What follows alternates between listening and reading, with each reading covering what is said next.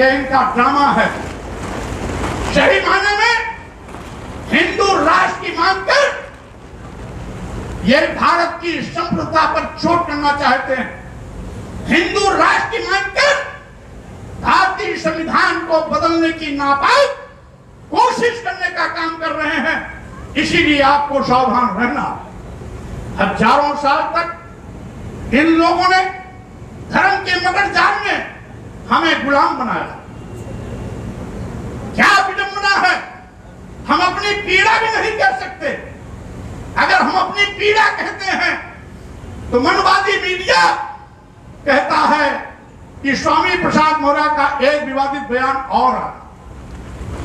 इंसाफ की मांग करना मीडिया के नजरों में विवादित बयान हो जाता है। आखिर मैं यही तो कहता हूं जो भारतीय संविधान कहता है।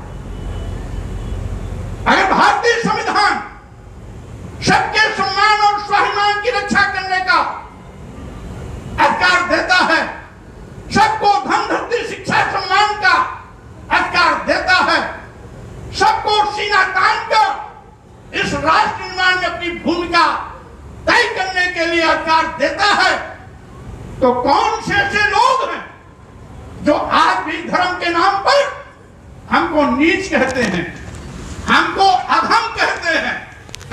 यहां तक कि आज भी धर्म के नाम पर हमको अपमानित करने के लिए लोगों को प्रेरित कहते हैं। इस देश की महिलाओं को नीच से भी नीच होने का प्रमाण पत्र देते हैं। मैं कहना चाहता हूं, आखिर क्यों? धर्म मानवता के कल्याण के लिए होता है। धर्म मानवता के विनाश के लिए नहीं, बल्कि धर्म मानवता के कल्याण के लिए होता है। लेकिन ये धर्म के ठेकेदार कौन सा ऐसा धर्म लेके चल रहे हैं जो इंसानियत का कत्लेआम पर करने पर आमादा है, जो आज भी जात सूचक शब्दों का प्रयोग करके उनको अधम से अधम जात बताने में गर्व महसूस करता है। ये बड़ा अधम तेली कुम्हारा सुपच की रात कोल कलवारा, ये जितनी भी जातियां हैं, ये सब आदिवासी दलित और पिछड़े समाज की है। इनकी भाषा में बड़ भेदभाव के चक्कर में अगर इनके भाषा से बोला जाए तो सूर समाज की जातियां भारतीय संविधान लागू होने के बाद आखिर इस प्रकार के बातों को बढ़ावा क्यों दिया जाता है? हमने तो केवल अनुरोध किया था, इस देश के राष्ट्रपति माननीय प्रधानमंत्री को इस बात के लिए कहा था कि जो आपत्तिजनक शब्द हैं इसको निकाल दिया जाए या तो प्रतिबंधित किया जाए, पूरे देश में भूचाल आए। हमने यही मांग किया था कि ढोल गंवार सूद पशु नारी शकल ताड़ना के अधिकारी, आखिर ये सब मारने पीटने के पात्र क्यों हैं? ढोल को पीटा जाता है इसलिए कि उससे उसकी सुर निकाली जाती है, लेकिन इस देश की महिलाओं को, इस देश के शुद्ध समाज को अपमानित करने का ये अपराध धर्म के ठेकेदार क्यों कर रहे हैं? क्योंकि हमारा भारतीय संविधान कहता है अनुच्छेद 14 के अंतर्गत कि हम धर्म, जाति, लिंग, जन्म स्थान के आधार पर किसी के साथ कोई भेदभाव नहीं कर सकते। जब लिंग के आधार पर हम किसी के साथ कोई भेदभाव नहीं कर सकते तो महिलाओं के साथ भेदभाव क्यों? जब हम जाति के आधार पर किसी के साथ भेदभाव नहीं कर सकते तो जात सूचक शब्दों का प्रयोग कर उनको नीच और धम कहने का अधिकार क्यों?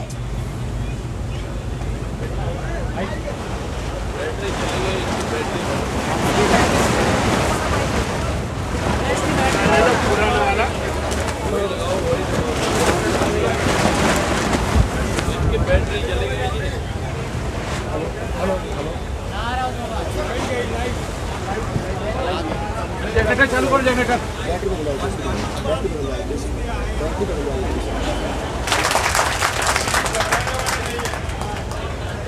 इसलिए साथियों, मैं आपसे कह रहा था, आज हमें अर्थ का अनर्थ पढ़ाया जा रहा। जब धर्माचार्य लोग घिर गए तो मानस की नई प्रति छपवाकर ताड़ना का अर्थ शिक्षा बताने लगे। लेकिन ये शायद नहीं जानते कि आप जो पढ़ने लिखने का अधिकार बाबा साहब डॉक्टर अम्बेडकर ने सबको दे दिया, अब इस देश का हर नौजवान पढ़ लिख करके तैयार हो गया है। अब आपके समझाने समझने वाला नहीं है, क्योंकि आपकी समझ से ज्यादा समझ इस देश के शुद्ध समाज के लोगों के अंदर आ गया है, जिसको हजारों साल से तुमने पढ़ने लिखने से रोका। लेकिन यही कल्याण प्रेस वाले, गीता प्रेस वाले और धर्माचार्य लोग नहीं समझ पाए कि कहीं न कहीं गलती करने वाला अपनी गलती का कोई सबूत छोड़ के चला जाता है। इसी प्रकार से इन्होंने मानस में भी अपनी गलती छोड़ दिया। लिखा है एक जगह कि शापत ताड़त परुष कहंता, पूजहि विप्र कहाई सब संता, अब पूजहि विप्र सकल गुणहीना, पूजहि न शूद्र गुण ज्ञान न प्रवीणा। आप समझो, यहां पर ताड़न का मतलब आज भी लिखा है उसी रामचरितमानस में कि मारते पीटते प्रताड़ित करते। तो एक शब्द तो आपने शिक्षा से लगा दिया, लेकिन दूसरा ताड़न शब्द आपने छोड़ दिया। इसीलिए मैं कहना चाहता हूं कि साथियों, आज धर्म के नाम पर हमें नीच कहा गया। क्या हमें दर्द नहीं होगा? धर्म के नाम पर हमको अधम कहा गया, क्या अपमान नहीं होगा? धर्म के नाम पर हमारे साथ अपमान करने के लिए लोगों को प्रेरित किया जाता है, क्या हमें दर्द नहीं होगा? अगर हम अपना दर्द कहते हैं तो धर्म के ठेकेदारों के पेट में भूचाल आ जाता है। कोई हमारी हत्या करने की बात करता है, कोई सिर काटने की बात करता है, कोई तलवार से गर्दन उड़ा देने की बात करता है, कोई जीभ काटने की बात करता है, कोई हाथ काटने की बात करता है, कोई नाक कान काटने की बात करता है। लेकिन मैं कह देना चाहता हूं कि तुम्हारी इस गीदड़ भक्ति से स्वामी प्रसाद मौर्य के सेहत पर कोई असर पड़ने वाला नहीं है। और हमें तो खुशी होगी कि लोगों के सम्मान और स्वाभिमान की लड़ाई का परचम लहराते हुए, कदम आगे बढ़ाते हुए ऐसे 10-20 बदर घुड़की देने वाले गीदड़ों की क्या औकात, स्वामी प्रसाद मौर्य के सामने पहाड़ भी खड़ा होगा तो भी रुकने वाले नहीं हैं।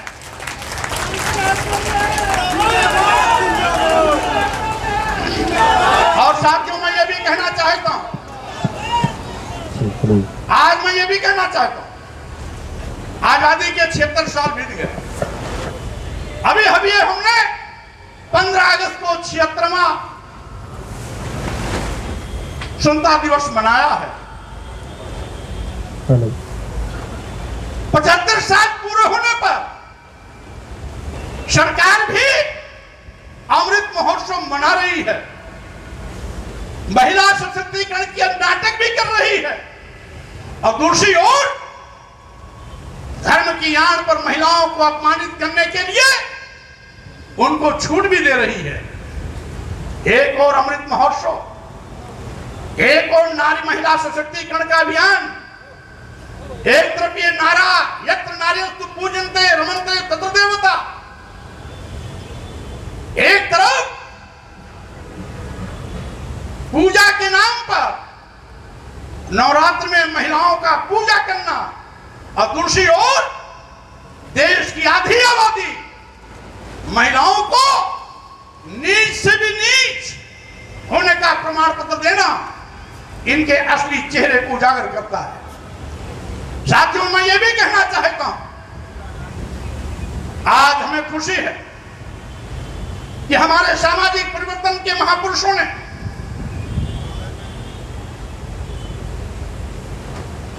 जो क्रांति का बिगुल फूंका था उसको हम लोगों को आगे बढ़ाने का मौका मिला। यद्यपि पहले विपरीत परिस्थितियां थी। जब छत्रपति शाहू जी महाराज, पेरियार रामास्वामी नायकर, नारायण गुरु, बाबा साहब डॉक्टर अम्बेडकर, ज्योतिबा फुले आदि सामाजिक परिवर्तन की लड़ाइयां लड़ रहे थे, उसमें परिस्थितियां विपरीत थी। लेकिन आज लोकतंत्र है, हमारा अपना भारतीय संविधान है, हम सभी को बराबर का सबको अधिकार है, और आज भी मनवादी ताकतें भारतीय संविधान पर भारी बनने की लगातार कोशिश में है। यही कारण है कि भारतीय संविधान लागू होने के बाद भी मनुवादी ताकतें मनु का विधान लागू करने का पाप कर रही है। हमारे पिछड़ी जात के तमाम लोग क्षत्रिय बनने की कोशिश करते हैं, लेकिन आप शायद नहीं मालूम कि क्षत्रिय बनने पर भी मनवादियों ने आपको नीच होने का ही प्रमाण पत्र दिया है। वहां जाकर के भी आप ऊंच नहीं बन सकते। इस व्यवस्था में जिसे हम अपना धर्म मानते हैं, इस व्यवस्था में जो वर्टिकल सबसे ऊपर नंबर 1, सबसे ऊपर जो यहां की वर्ण व्यवस्था है ब्राह्मण, दूसरे पर क्षत्रिय, तीसरे पर वैश्य, चौथे पर शूद्र, यानी सबसे ऊपर कौन? ब्राह्मण। मनु की व्यवस्था में सबसे ऊंचा ब्राह्मण, और सब उसके नीच, उसके नीचे, यानी सभी नीच होने में दर्जा का अंतर है। कोई 1 नंबर का नीच, कोई 2 नंबर का नीच, कोई तीसरे नंबर का नीच। और हम नहीं कह रहे हैं, यह मनु का विधान कहता है। एक श्लोक है मनुस्मृति में, पंचवर्षम तु ब्राह्मणम शतवर्षम तु क्षत्रपाः पिता पित्रो बीजानीयात् ब्राह्मणस्तयो पिता। यानी 5 साल के ब्राह्मण 100 साल के क्षत्रिय में पिता पुत्र का संबंध है, जिसमें 5 साल का ब्राह्मण का बच्चा 100 साल के बूढ़े क्षत्रिय का पिता है। ये स्वामी प्रसाद मौर्य नहीं कह रहे हैं, ये मनु महाराज कह रहे हैं, ये मनुस्मृति कह रही है। हम इसलिए इसका हवाला दे रहे हैं कि पिछड़े समाज के लोगों क्षत्रिय बनने का, झूठा क्षत्रिय बनने का नाटक मत करना।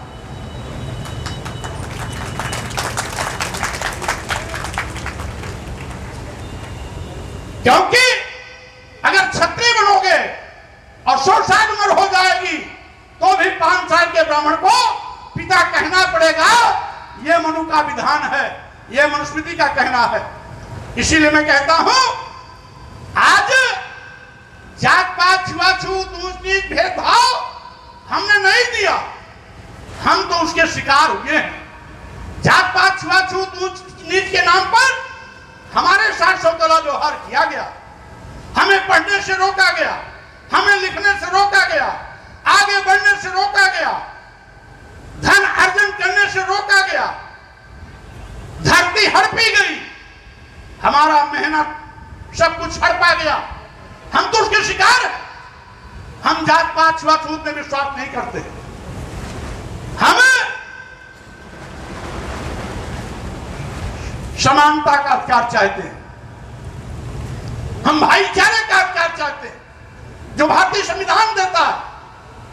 और इसीलिए जिन लोगों ने जात पात छुआछूत ऊंच नीच के बहाने हमारा शोषण किया है, स्वाभाविक रूप से उस शोषण के शिकार हम हुए हैं, तो हम अपनी पीड़ा और दर्द अपने लोगों के साथ साझा जरूर करेंगे। जब हम दर्द और पीड़ा अपने लोग के साथ साझा करते हैं तो धर्म के ठेकेदारों के पेट में दर्द होता है, पूरे देश में भूचाल आता है, भूकंप आता है और धर्माचरण करने वाले लोग अनाप शनाप भाषा बोलने लगते हैं। ऐसा लगता है कि आज स्वामी प्रसाद मौर्य की बात उनको गोली से भी ज्यादा घायल कर रही है, इसीलिए उनकी जुबान भी लड़खड़ाने लगती है। लेकिन सच को स्वीकारना होगा, सच को स्वीकारना होगा। और मैं तो यही कहना चाहता हूं, समय रहते धर्म के ठेकेदारों को भी कहना चाहूंगा, सुधर जाओ। अगर आप चाहते हो कि धर्म और मजबूत हो, धर्म और सशक्त हो, तो आपको धर्माचरण के रास्ते पर चलना होगा। आपको इंसानियत को मजबूत करने के लिए प्रयास करना होगा। इंसानियत का कत्लेआम करके आप धर्म को सशक्त नहीं बना सकते हो। और यही मेरी अपील इनको नागवार गुजरती है। मैं कहना चाहता हूं साथियों, आज भी हम कितने भी पढ़ लिख के विद्वान क्यों न हो जाएं, ये हमको अभी भी सम्मान नहीं देना चाहते, क्योंकि इन्होंने अपने ग्रंथों में लिख दिया है कि पूजहीन शूद्र गुण ज्ञान प्रवीणा। गुणी भी है, ज्ञानी भी है, एक्सपर्ट भी है, यानी पीएचडी डिग्री तमाम डिग्रियां भी ले रखा है, फिर भी अगर वो शूद्र है तो उसको सम्मान मत करना। बाबा साहब डॉक्टर अंबेडकर स्वयं इसके भुक्तभोगी रहे। दुनिया की सारी डिग्रियां लेने के बाद बाबा साहब डॉक्टर अपने जमाने के दुनिया के सबसे बड़े विद्वान होकर का गौरव प्राप्त किया। दुनिया के सबसे अच्छा बड़े विद्वानों में से बाबा साहब डॉक्टर अंबेडकर एक थे। लेकिन जब इस भारत भूमि पर आते हैं तो यहां पर जात पात छुआछूत ऊंच नीच के चक्कर में दुनिया का सबसे बड़ा विद्वान होने का खिताब पाने के बावजूद भी बाबा साहब डॉक्टर अंबेडकर को इस भारत भूमि पर चप्पे चप्पे पर अपमानित होना पड़ता है। ये मनवादी व्यवस्था के लोग आज भी हमको अपमानित करने की कोशिश करते हैं। आज भी ये हमें जानवर से बदतर जिंदगी जीने के लिए मजबूर करना चाहते हैं और यही इनका कानून है। मनुस्मृति में एक जगह लिखा हुआ है कि शूद्रम तो कार्यत दास्यम कृतम अकृतम वा दास्यैव तो जन्मना ब्राह्मणं तु स्वयंभुवा। यानी ब्राह्मण स्वयंभू शक्ति है, उसको कुछ भी करने की जरूरत नहीं है। लेकिन ये शूद्र समाज के लोग जिसमें आज एससी एसटी ओबीसी सब आते हैं, इनके लिए क्या लिखा कि शूद्रम तु कार्यत दास्यम, इनको गुलामी करनी ही करनी है। कृतम अकृतम वा, छलांग लेके करें या बेगारी में करें, ये इसीलिए पैदा हुए हैं, ये इनका धर्म है। ये हमें आज भी सम्मान देने के लिए तैयार नहीं। भारतीय संविधान हमें सम्मान स्वाभिमान का अधिकार दे दिया, लेकिन अभी भी ये धर्म के ठेकेदार अभी भी हमें जानवर से बदतर जिंदगी जीने के लिए मजबूर करने की कोशिश करते हैं। मैं यहां आए हुए भाइयों बहनों से कहना चाहता हूं, आप देखते होंगे बहुत से त्योहार आते हैं, बहुत से त्योहार आते हैं।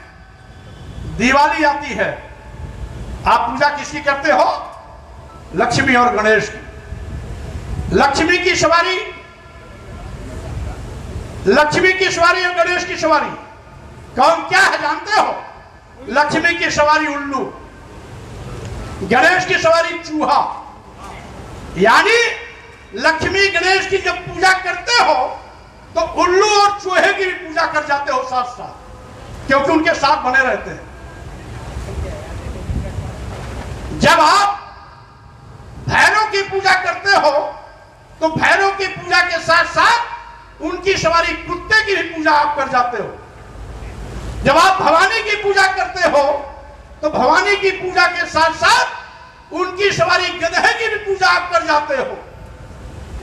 भगवान के रूप में जब मत्स्यावतार की बात करते हैं तो मत्स्यावतार के रूप में आप मछली की भी पूजा कर जाते हो। कच्छपा अवतार के रूप में आप कछुए की भी पूजा करने जाते हो। शुक्रा अवतार के रूप में आप सूअर की भी पूजा कर जाते हो। लेकिन सूअर पालने वाले वाल्मीकि की, पासी की, गिधा पालने वाले धोबी की आप सम्मान नहीं कर सकते हो, यानी जानवर की पूजा कर सकते हो, लेकिन इनके जो पालक हैं, इनके जो पोषक हैं, उनकी आप उनको सम्मान देना स्वीकार नहीं करते हो। मछली कछुए की पूजा कर जाते हो, लेकिन बिंद निषाद केवट मल्लाह आज की पूजा यानी आज का सम्मान आप नहीं करते हो। यह आपकी विडंबना, क्या सोच है कि आप गधे, कुत्ते, चूहे, उल्लू, शुअर, मछली, कछुए सबकी पूजा करते हो, लेकिन इंसान को इंसान नहीं समझते हो। हमारी लड़ाई क्या है? इंसान को इंसान समझो। अगर आपको सम्मान प्यारा है तो यहां बैठे हुए लोगों को भी सम्मान प्यारा है। अगर आप स्वाभिमान से रहना चाहते हो, यहां बैठे हुए लोगों को भी स्वाभिमान के साथ बैठने का चाहत बनी है। अगर आपको भूख प्यास लगती है, यहां बैठे हुए लोगों को भी भूख प्यास लगती है। ये जो आज एक नया परिभाषा चल गया, माननीय प्रधानमंत्री जी से लेकर के सारे धर्म के ठेकेदार और सारी यथार्थवादी ताकतें सनातन सनातन सनातन चिल्लाती है। जो सनातन का अर्थ नहीं समझते वो सनातन चिल्ला रहे हैं। मैं भी सनातन को मानता हूं, लेकिन तुम सनातन का तो अर्थ ही नहीं समझते। सनातन का मतलब जो सत्य है, सनातन का मतलब जो शाश्वत है, सनातन का मतलब जो हजारों लाखों साल पहले भी था, आज भी है, लाखों साल बाद भी रहेगा, वो है सनातन। जैसे सूर्य हमें प्रकाश देता है, सूर्य के प्रकाश से हमें जीवन मिलता है, लाखों साल पहले भी देता था, आज भी दे रहा है, लाखों साल बाद भी सूर्य हमें प्रकाश देता रहेगा। यह सनातन है। पृथ्वी के चारों ओर, सूर्य के चारों ओर पृथ्वी चक्कर लगाती है। लाखों साल पहले भी चक्कर लगाती थी, आज भी लगा रही है, हजारों साल लाखों साल बाद भी लगाएगी। यह सनातन है। हवा, पानी, अग्नि, जमीन, ये हमें जीवन देते हैं। लाखों साल पहले भी देते थे, आज भी दे रहे हैं, आगे भी देते रहेंगे। यह सनातन है। हर बच्चा अपनी मां के पेट से पैदा होता है। यह सत्य है, सनातन है। यहां तक कि आज यथार्थवादी ताकतें जो सनातन बोलती हैं, उनका सनातन का मतलब जात पात, छुआछूत, ऊंच नीच, भेदभाव। उनका सनातन का मतलब मुंह से ब्राह्मण पैदा हो गया, बाहु से क्षत्रिय पैदा हो गया, भुजा से क्षत्रिय पैदा हो गया, जंघे से वैश्य पैदा हो गया और पैर से शूद्र पैदा हो गया। उनका सनातन वो है जो न सत्य है, न वैज्ञानिक है, न पहले कभी हुआ, न आज हो रहा है, न आगे कभी होगा। यहां बैठे हुए लोगों से पूछना चाहता हूं, क्या किसी के मुंह से पैदा होते देखा आप लोगों ने? अगर कोई देखा तो हाथ उठा दे। नहीं ना? अच्छा चलिए, किसी बच्चे को इस बाहु यानी इस बाहु हाथ से पैदा होते देखा? नहीं। किसी को, क्या आप अपने जंघे से पैदा होते किसी को देखा? क्या पैर से किसी को पैदा होते देखा? नहीं। यह सनातन कैसे हो सकता है? तो इनका सनातन पाखंड है, इनका सनातन ढोंग है, इनका सनातन जात पात छुआछूत ऊंच नीच है, इनका सनातन भेदभाव है। और इसीलिए हमारे सनातन और इनके सनातन में अंतर है। भगवान बुद्ध ने कहा था कि बैर को बैर से नहीं खत्म किया जाता सकता, यानी शत्रुता को शत्रुता से खत्म नहीं किया जा सकता। अगर शत्रुता को खत्म करना है तो प्यार के लिए हाथ बढ़ाना पड़ेगा। आप उसको सम्मान दे करके अपना बना सकते हैं, तलवार चला करके उससे आप हाथ नहीं मिला सकते। मित्रता भाव बढ़ानी पड़ेगी, भाईचारा बनाना पड़ेगा, दोस्ती भाव पैदा करना होगा और अपनी मित्रता का भाव उसके मन में पैदा करना होगा। तब दुश्मनी खत्म होगी। दुश्मनी से खत्म नहीं होती। इसीलिए साथियों, मैं आपसे कहना चाहता हूं, मेरा मकसद है, अगर आप सत्यशोधक समाज के इस कार्यक्रम में आए हो तो ज्योतिबा फुले जी चाहते थे कि आप सत्य को जानो और जानो तब मानो। यही बुद्ध भगवान कहते थे, तथागत बुद्ध यही कहते थे। और इसीलिए बुद्ध भी कहते थे, अपदीपो भाव, अपना प्रकाश आप स्वयं बनो। यह तभी संभव है जब आपके अंदर अच्छी शिक्षा दीक्षा होगी। अच्छा क्या है, बुरा क्या है, दोनों में अंतर करने की क्षमता होगी। और इसीलिए बुद्ध भी यही कहते थे, पहले किसी भी कही बात को, किसी भी पढ़ी हुई बात को, सुनी हुई बात को, लिखी हुई बात को पहले अपने दिमाग की कसौटी पर कसो। अगर वो बहुजन हिताय के लिए खरा उतरता है तब उसे मानो। यही चीज ज्योतिबा फुले ने कहा, सच क्या है पहले जानो, और अगर सच है आप स्वीकार करते हो तब उसको मानो। बाबा साहब डॉक्टर अंबेडकर ने भी हमें 3 संदेश दिया। शिक्षित बनो, और उसके बाद कहा संगठित हो, संघर्ष करो। संगठित हो, संघर्ष करो, पहले क्यों नहीं कहा? पहले क्यों कहा शिक्षित बनो? इसीलिए कि जब आप पहले शिक्षित बनेंगे तब संगठन का दिशा भी सकारात्मक होगा, संघर्ष का रास्ता भी मानवता के कल्याण के लिए होगा। अगर आप पढ़े लिखोगे नहीं, संगठित हो गए, तो डकैत के गिरोह के रूप में भी वो काम कर सकता है, हत्या करने के लिए भी वो काम कर सकता है, गलत काम करने के लिए भी वो काम कर सकता है। इसीलिए बाबा साहब डॉक्टर अंबेडकर ने भी कहा कि पहले शिक्षित बनो, और जब आप शिक्षित बन जाएंगे तो संगठन और संघर्ष दोनों का रास्ता जो है वो सकारात्मक होगा, मानव कल्याण के लिए होगा, बहुजन हिताय के लिए होगा। इसलिए साथियों, बाबा साहब डॉक्टर अंबेडकर ये भी कहते थे कि सुबह सुबह आप जब सो के उठते हो तो 2 घंटियां सुनाई पड़ती हैं, 1 घंटी मंदिर की और 1 घंटी स्कूल की।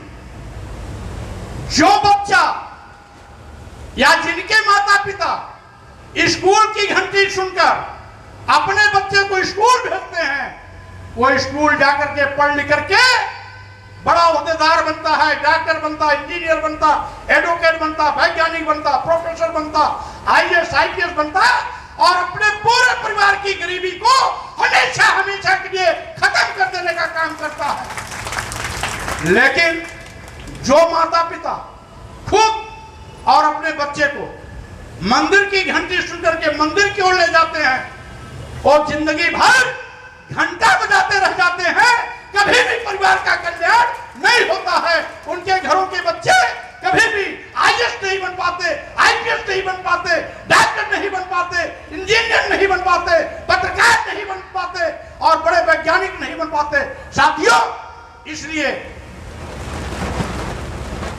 अगर मंदिर का घंटा बजाने से हमारी गरीबी खत्म होती, हमारा भाग्य बदल जाता, हमारे बच्चे अच्छे ओहदे पहुंच जाते, तो स्कूल की क्या जरूरत होती? इसीलिए मैं कहना चाहता हूं, बाप दादा पुरखे मंदिर का चक्कर लगाते रह गए, लेकिन उनकी गरीबी नहीं गई। लेकिन अगर किसी भी माता पिता ने अपने किसी एक बेटे को पढ़ा लिखा करके ओहदेदार बना दिया, तो उसकी गरीबी हमेशा हमेशा के लिए खत्म हो गई है। इसको हमने भी देखा, आपने भी देखा। इसीलिए मैं कहना चाहता हूं कि आज भी धर्म क्या है, इसको समझो। धर्म कोई भी हो, वो मानवता के कल्याण के लिए ही बनाया गया। अगर मानवता का कत्लेआम कहीं होता है, इंसानियत का कत्लेआम होता है, मानवता में भेदभाव होता है, तो धर्म नहीं, वो अधर्म है। मानवता के कल्याण की बात होती है, मानवता को सम्मान दिया जाता है, मानवता को बढ़ावा दिया जाता है, इंसानियत की पूजा होती है, तो धर्म धर्म है, सीधी सी बात है। और इसीलिए साथियों, हमारे देश की तो संस्कृति भी है वसुधैव कुटुंबकम का। पूरे विश्व में मानवता का संदेश इसी भारत भूमि से तथागत बुद्ध ने दिया था। करुणा मैत्री बंधुत्व भाईचारा का संदेश तथागत बुद्ध ने दिया था। और इसीलिए आज पूरे विश्व में भारत पूजा जाता है।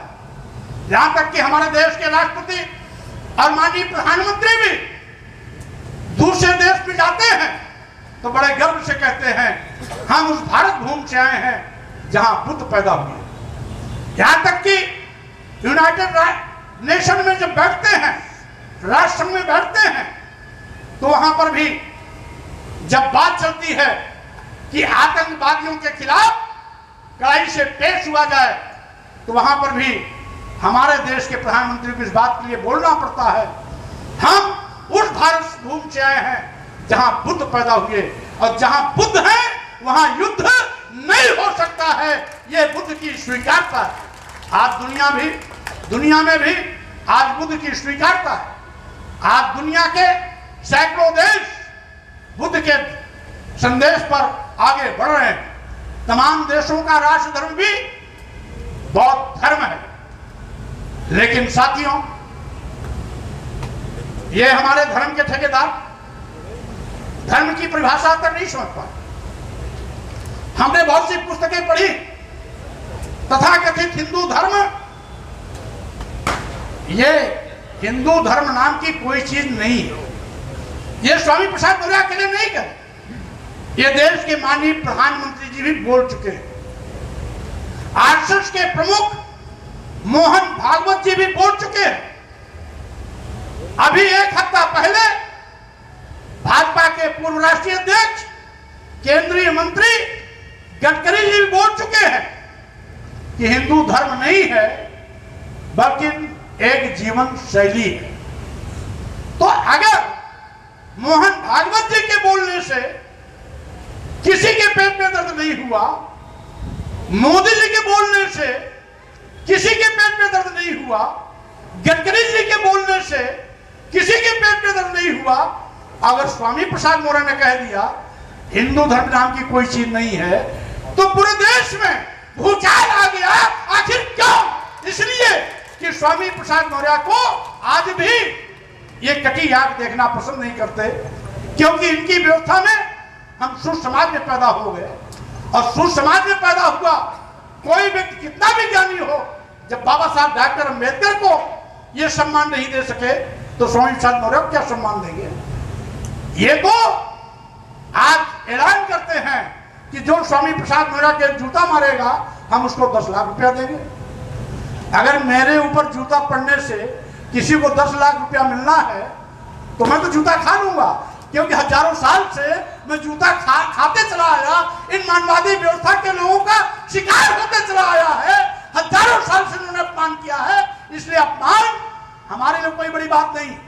मैं तो कसम खाया हूं इस अपमान करने वाले लोगों को बोरिया बिस्तर बंधवा के रख दूंगा, क्योंकि जिसे अपमानित करते हैं, ये जिसे अपमानित करते हैं, इनको वही जिंदा करके रखा हुआ है। हमारे यहां पर बैठे हुए सत समाज की इस कार्यक्रम में आए हुए भाइयों बहनों, चढ़ावा तुम देते हो धर्म के नाम पर, दान दक्षिणा तुम देते हो, मालपुआ पूरी तुम खिलाते हो, इनकी ताकत तुम हो। जिस दिन तुम इनको दान दक्षिणा देना बंद कर दोगे, जिस दिन तुम इनको चढ़ावा देना बंद कर दोगे, जिस दिन तुम मालपुआ हलवा खिलाना बंद कर दोगे, यह आपके पैरों पर सिजदा देते नजर आएंगे, कहीं भी इनका कोई ठिकाना नहीं लगेगा। इसीलिए अगर ये हमें अपमानित कर रहे हैं तो उसके दोषी हम हैं, हमारा समाज है। हमारा समाज इनको चढ़ावा देना बंद कर दे, दान दक्षिणा देना बंद कर दे, पैसा देना बंद कर दे, मालपुआ हलवा खाना बंद कर दे, तो हमारा अपमान करना भी बंद कर देंगे। हम इनको खिलाते रहेंगे तो ये हमें अपमानित करते रहेंगे। और समझ लेना साथियों, एक चीज और मैं कहना चाहता हूं, सही मायने में जो सच है वही सच है। हिंदू धर्म कोई धर्म नहीं है। पहले कभी वैदिक काल था, जैन धर्म आया, बौद्ध धर्म आया, फिर उसके बाद हमारी तमाम अन्य संस्कृतियां आई, अन्य धर्मावलंबी भी आए। कभी यहूदी आया, कभी यूनानी आया, कभी मुगल आया, कभी अंग्रेज आए, कभी डच आए। हमने तो सभी संस्कृतियों को देखा, लेकिन मैं केवल इतने कहना चाहता हूं साथियों कि आज हमारा संस्कार है भाईचारे का। हम बोलते हैं हिंदू मुस्लिम सिख ईसाई सब है आपस में भाई भाई। हम तो भाईचारा पैदा करना चाहते हैं और ये भाईचारा तोड़ना चाहते हैं। और साथियों, जिस धर्म को ये हिंदू धर्म कहते हैं, इसमें भी एक चाल है, ये है ब्राह्मण धर्म। क्योंकि इस धर्म में केवल ब्राह्मणों को सम्मान मिलता है। क्षत्रियों को भी 2 दर्जे का दर्जा दिया गया। क्षत्रियों को भी पढ़ने लिखने से वंचित किया गया था। उनको केवल शस्त्र विद्या सिखाई जाती थी। शास्त्र कुछ सीखते थे और शस्त्र विद्या क्षत्रियों को सिखाते थे। वैश्य समाज को केवल बनियोटी भाषा सिखाई जाती थी। उनको न शास्त्र सिखाया जाता था, न शस्त्र सिखाया जाता था। उनको बनियोटी भाषा सिखाई जाती थी। शूद्र को तो बिल्कुल पढ़ाया लिखाया ही नहीं जाता था। तो ये भेदभाव कैसे? भेदभाव नहीं है क्या? तो इसीलिए मैंने कहा ये केवल ब्राह्मण धर्म है, क्योंकि इसमें केवल ब्राह्मणों की बड़प्पना के लिए लिखा गया है। जैसे कि मैंने अभी कहा, ब्राह्मण तू स्वयं हुआ मनुस्मृति। 5 साल 10 साल में 100 साल के क्षत्रिय का बाप, 5 साल का ब्राह्मण, यानी ब्राह्मण का वर्चस्व। और मानस में भी कि पूजा ही विप्र सकल गुणहीना, सकल गुणहीना, सभी गुणों से हीन हो, चोर हो, लंपट हो, व्यभिचारी हो, डकैत हो, हत्यारा हो, लेकिन विप्र है तो उसका सम्मान करो। यानी इसमें भी एक वर्ग विशेष का सम्मान। पूजन शूद्र गुण ज्ञान प्रवीणा, ज्ञानी गुणी कुछ भी हो, वो अगर शूद्र है उसका सम्मान मत करो। तो हमारा धर्म कैसे हो सकता है? जो हमें नीच कहता हो, जो हमें अपमानित करने की बात करता हो, वो हमारा धर्म कैसे हो सकता है? इसीलिए 1937 की जाति जनगणना, सैनी जी और 1937 की जातीय जनगणना में ब्राह्मणों की संख्या 3.5% थी। अगर इसको ब्राह्मण धर्म कहते तो 3.5% के लोग अल्पसंख्यक बन जाते। अल्पसंख्यक न बने इसीलिए अपने साथ जोड़ लिया क्षत्रियों को भी, वैश्यों को भी, शूद्रों को भी, जिससे कि अगर सबकी संख्या लेंगे तो हम मजाकी में आ जाएंगे। ये इनकी चाल है। और जब मोहन भागवत जी, माननीय मोदी जी, माननीय गडकरी जी कह दिए हिंदू धर्म नहीं है, और वही चीज स्वामी प्रसाद मौर्य कह दिया, तो अंतर क्या है? लेकिन स्वामी प्रसाद मौर्य जब कहेंगे तो हमारे मीडिया के भाई क्या लिखेंगे? विवादित बयान। और मोदी जी और गडकरी जी और मोहन भागवत जी कहेंगे तो विवादित बयान लिखने की इनकी हिम्मत नहीं, क्योंकि लिख देंगे तो दूसरे दिन जेल की सलाखों में हमारे मीडिया भाई दिखाई पड़ेंगे। इसीलिए मैं कहना चाहता हूं साथियों, सत्य शोधक समाज के सम्मेलन में संकल्प लेके जाओ कि महात्मा ज्योतिबा फुले जी ने, सावित्रीबाई फुले जी ने जो हमें सच समझने की सीख दी, उसको सीखो, उसको समझो और उसको रास्ते पर चलो। जिस दिन सच पर चलना आप समझ जाओगे, अपने आप आपके सम्मान और स्वाभिमान का परचम लहराएगा। इन्हीं शब्दों के साथ में मैं आप सबको बहुत बहुत धन्यवाद देता हूं, बधाई देता हूं, शुभकामना देता हूं। आज 150वीं सत्य शोधक समाज की स्थापना के